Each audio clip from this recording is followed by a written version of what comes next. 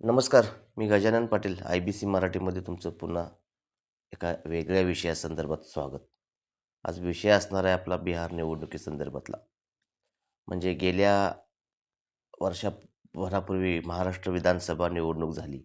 त्या निवडणूक संदर्भातला मी एक कोल्हापूर जिल्ह्यातला एक छोटासा व्हिडिओ करून टाकला होता, ज्यामध्ये 9 ते 10 विधानसभेचे निकाल 1 महिना अगोदरच दिले होते.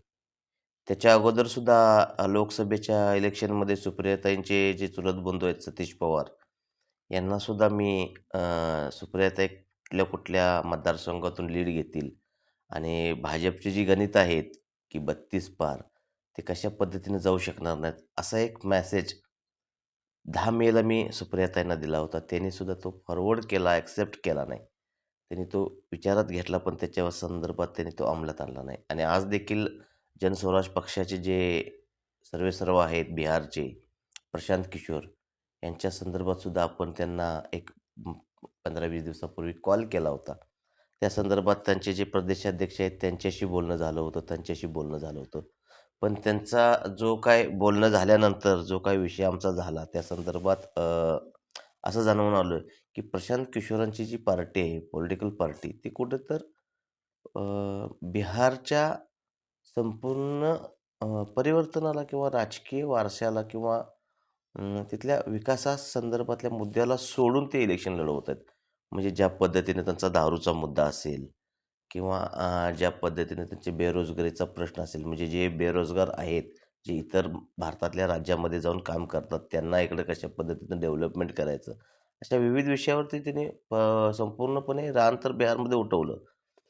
प्लस त्यांचा जो स्वतःचा जो आत्मविश्वास होता, म्हणजे जो आत्मविश्वास होता, बंगालच्या निवडणुकीमध्ये मी ममता बॅनर्जींना मुख्यमंत्री केलं.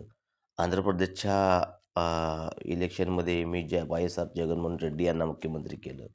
गोव्याच्या निवडणुकीमध्ये मी सावंतांना ज्या पद्धतीने मुख्यमंत्री केलं किंवा कर्नाटकच्या इलेक्शनमध्ये ज्या पद्धतीने मी गेल्या काही वर्षापूर्वी पाठिंबा देऊन तिथला एक मुख्यमंत्री बनवला गेला. भाजप सरकार त्या ठिकाणी आणलं गेलं किंवा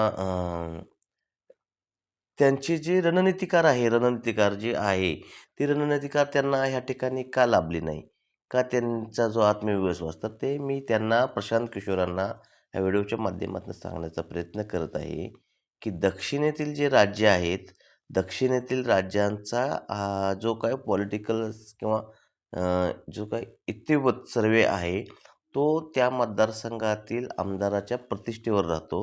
त्या मतदारसंघातील जातीच्या लॉबीवर राहतो आणि तुम्ही ज्या पद्धतीने बिहारच्या इलेक्शनमध्ये इतक्या आत्मविश्वासानं सांगितलं होतं, की मी 6-6 मुख्यमंत्री बनवू शकतो, तर मी मुख्यमंत्री का बनवू शकत नाही?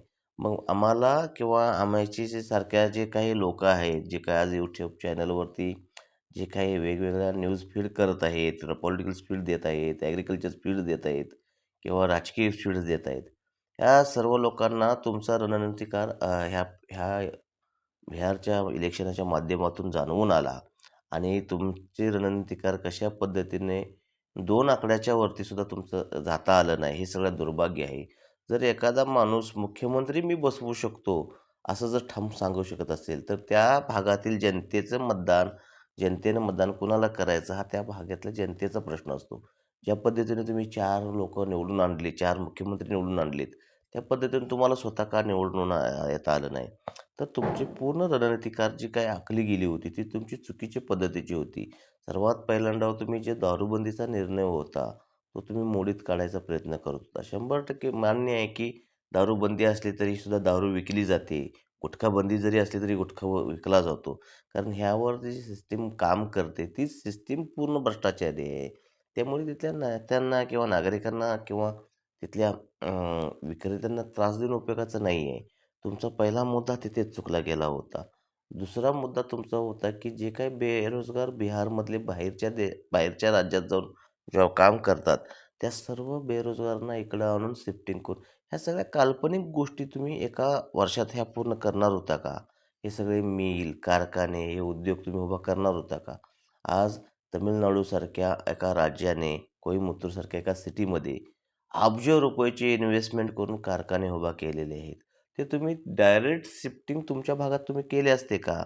अशा विविध प्रश्नावरती संपूर्ण बिहारचं राजकारण होतं आणि तुमचा सगळ्यात जो फोकस होता मोठा, बी-जे-पी आणि तेजस्वी यादव ह्या संदर्भातला जो फोकस होता, तो फोकस तुम्ही कमी करायला हवा होता. कारण आज आम्ही तुम्हाला सांगतोय रणनीतिकार काय असते ती. तुमची रणनीतिकार कशा पद्धतीने चुकली आणि बिहार पुन्हा एकदा भाजपच्या ताब्यात कसं गेलं. आता त्यासाठी भाजपनं वेगवेगळ्या संकल्पना, वेगवेगळ्या कन्सेप्ट राबवल्या. दिवाळीच्या आधी महिलांच्या खात्यावरती 10,000 दिले, परत 5,000 दिले. म्हणजे असे आणि काही थोड्या दिवसांनी आणि सत्तेत सामील झाल्यानंतर आणि 2,000चा ज्या पद्धतीने महाराष्ट्रातील लाडकी बहीण योजना आहे, त्या पद्धतीने तिथे काहीतरी नवीन योजना चालू करतील. पण ह्या ज्या पैशाच्या देवाणघेवाणच्या गोष्टी आहेत, ह्या संपूर्ण देश स्वतंत्र झाल्यानंतर ज्यावेळी काँग्रेसच्या ताब्यात देश होता, त्यावेळी ह्या गोष्टी झाल्या नाहीत.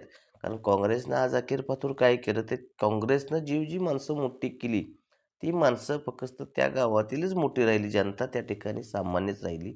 भाजपने हेच मोडीत काढण्याचा प्रयत्न बिहारच्या निवडणुकीत केला. माणसांच्या खात्यावर 10,000, बायकांच्या खात्यावर 10,000 दिले गेले.